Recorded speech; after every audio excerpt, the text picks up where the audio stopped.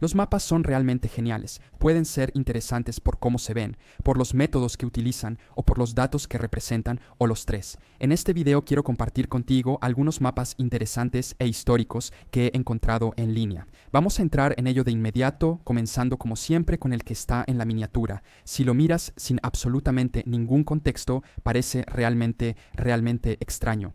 Puedes ver los 48 estados continentales de Estados Unidos, pero con formas y tamaños incorrectos. Esto se debe a que este mapa representa la potencia de caballos de América en el año de 1900. 33. Caballos de fuerza seguramente se referían a la potencia industrial y producción de cada estado. Los estados con mayor industria se representan con un área más extensa. Es muy interesante ya que podemos identificar ciertas tendencias regionales. El norte era, al menos en ese momento, claramente más industrializado, especialmente en el noreste. Parece que Pensilvania es la más grande, seguida de Nueva York, Ohio e Illinois, con Nueva Jersey, Massachusetts, Indiana, Michigan y California a continuación. Mientras que otros estados, quizás más enfocados en la agricultura en aquel entonces, obtienen resultados muy escasos en la industria como las Carolinas, Florida, Arkansas, Colorado o Arizona. Hoy en día, el mapa ciertamente se vería muy diferente, especialmente porque la industria no es tan grande como lo era antes, o más bien ha surgido un nuevo sector de negocios. Servicios, muchos de ellos prestados a través de Internet. Hablando de Internet, veamos este segundo mapa que nos muestra Europa, con la velocidad media de Internet por país en 2020. Según esto, 2 países tienen la conexión a Internet más rápida de Europa, Suiza y Rumania. En verde están Portugal, España, Francia, Hungría, los Países Bajos, Escandinavia, Letonia, Lituania y la mayoría de los microestados. El Vaticano está en blanco, así que no sabemos qué tan rápido accede el Papa a Internet. Finlandia me sorprendió porque pensé que tenían muy buen Internet por alguna razón, y es triste que Estonia quede atrás de sus hermanos bálticos, cayendo en la categoría amarilla, aunque la mayoría de Europa está en el amarillo. En el rojo, naranja, están los países con el Internet menos rápido. Todos ellos en los Balcanes, como Croacia, Bosnia y Grecia, así como Chipre y Turquía. Turquía, Chipre, Macedonia del Norte y Albania aparentemente tienen los peores resultados. Y es una gran diferencia cuando miramos al más lento comparado con el más rápido. Quiero decir, a 152 megabits por segundo, los suizos y rumanos obtienen aproximadamente 5 veces la velocidad de Internet de los turcos o griegos. Los mapas europeos son interesantes de observar porque pueden traducir algunas diferencias regionales muy grandes. Al igual que vimos aquí con la velocidad de Internet en los Balcanes siendo en promedio un poco más lenta, podemos mirar este otro mapa e identificar la península ibérica y el Báltico como teniendo muchas menos vías férreas. Mapa de la red ferroviaria europea en 2019. Podemos ver increíbles redes y centros de vías de tren en Europa Central, especialmente en Francia, el Benelux, Suiza, Alemania y el norte de Italia, con Hungría y Austria también bastante bien, junto con Chequia y Eslovaquia. Escandinavia lo hace bien y el Reino Unido también bastante bien, aunque la mayoría de ellos parecen estar concentrados en Inglaterra, mientras que otras regiones se quedan atrás.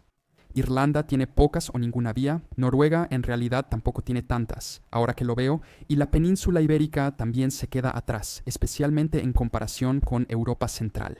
Como los 2 últimos fueron mapas modernos con datos actuales, retrocedamos nuevamente en el tiempo. Este es un mapa de los años 60 que intentaba predecir cómo se vería África en el siglo XXI. Es interesante porque asumió algunas cosas que terminaron no sucediendo. Primero, asumió que Portugal y España todavía tendrían colonias, ya que estaban tardando tanto en seguir el ejemplo de otras potencias europeas y descolonizar. Pero también organizó el resto del territorio africano de manera diferente. El Magreb es bastante preciso, pero quien hizo el mapa conceptualizó la idea de unos Estados Unidos de África, compuesto por todos estos países, quizás algún tipo de estado federalizado. También no consideró la existencia de Eswatini, Lesoto o Namibia, atribuyendo todo ese territorio a Sudáfrica.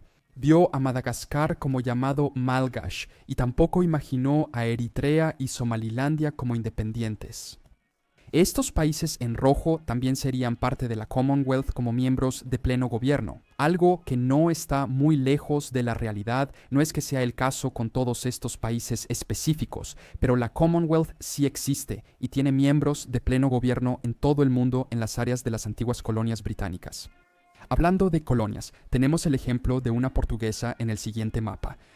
Sri Lanka pertenecía a los británicos antes de su independencia. Antes de eso, a los holandeses, pero los primeros europeos en llegar y establecer una colonia allí fueron los portugueses. Este es un mapa de la isla de Ceilán que muestra la mayor extensión del dominio portugués desde 1597 hasta 1658. Pudieron gobernar una gran parte de la isla desde su capital colonial de Colombo. Podemos ver su área de control, influencia en rojo.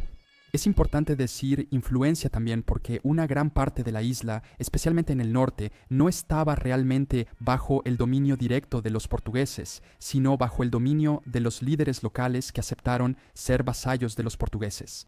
Parece que Colombo era la única ciudad fortificada, mientras que las otras, los puntos rojos grandes y pequeños, eran solo fuertes. También debemos considerar que el mayor reino local, el reino de Kandy, tampoco controlaba completamente el resto de la isla y en el este también había estados vasallos de ellos. Aunque aparentemente los portugueses pudieron hacer 2 incursiones y gobernar un poco de tierra en el este a través de estos 2 fuertes. El colonialismo portugués es interesante porque en sus primeras etapas al menos funcionaba mucho en base a feitorias, fortalezas pequeñas a medianas que servían tanto de puestos militares como comerciales. Su dominio e influencia en las áreas provenía de allí, y también allí comerciaban y almacenaban sus bienes. Y a pesar de ser pequeñas, a veces eran verdaderas pequeñas ciudades por dentro. En este mapa vemos un plano de un edificio. El texto identifica algunos de los edificios representados. Tenían un palacio de gobierno, una iglesia, puentes, áreas dedicadas a la religión y a los sacerdotes, edificios para el ejército, una cantera y muros y defensas, así como espacio de almacenamiento, acceso a barcos y muelles. En este caso, también estaba rodeado de tierras de cultivo. Para el siguiente mapa, regresemos a los Estados Unidos. Este es un mapa de la historia de los indios americanos. Ahora, el texto contiene muchos detalles, pero la mayoría es ilegible, entonces enfoquémonos en el mapa mismo. Podemos ver una representación de los Estados Unidos continentales. En rojo están las reservas indias que existían en el año de 1990. Una cantidad mayor de la que honestamente esperaba, especialmente en Arizona, y es interesante porque podemos ver prácticamente, si no es que en realidad, 0 reservas en la parte oriental del país, mientras que el oeste aún mantenía algunas. Imagino que esto se debe a que los europeos llegaron al este. Arriba vemos una evolución territorial del dominio de la tierra por parte de los nativos americanos. Ellos gobernaron todo, aunque a través de diferentes tribus hasta la llegada de los europeos que los atacaron y conquistaron sus tierras. En 1790 tuvieron que dejar el noreste y mudarse al interior.